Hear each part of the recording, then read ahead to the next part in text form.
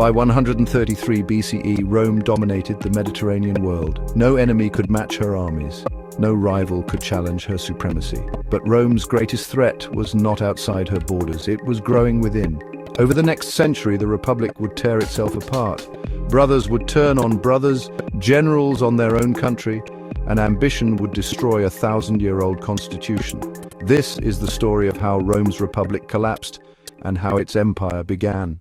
Tiberius Gracchus tried to save Rome by restoring its citizen farmers. He proposed land reform to break up the vast estates of the elite. The Senate blocked him, so he turned directly to the people. For the first time in Roman history, politics turned violent. In 133 BCE, Tiberius and hundreds of followers were beaten to death.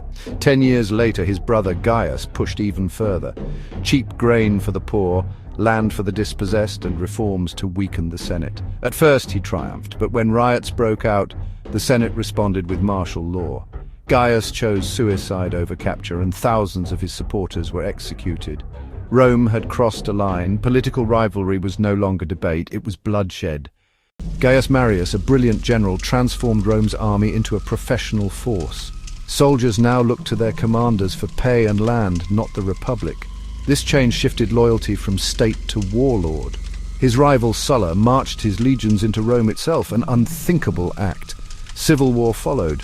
Sulla emerged as dictator and unleashed bloody proscriptions, murdering thousands.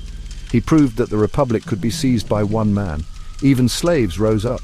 Spartacus, a gladiator, led the greatest slave rebellion in history. For 2 years, his army of 100,000 defeated Roman legions before being crushed.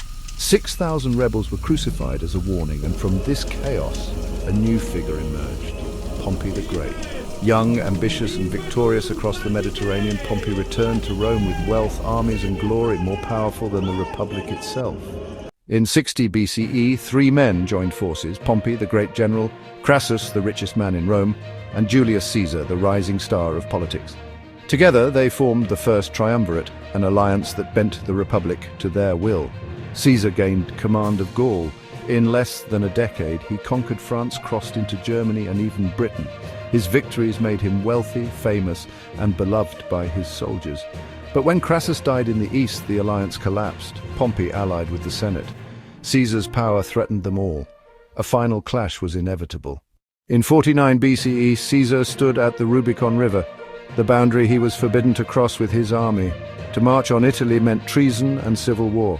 According to legend, he declared, "The die is cast." Then he crossed. Rome descended into chaos. Pompey fled east, but Caesar pursued him to Greece. At Pharsalus, Caesar's veterans crushed Pompey's larger force.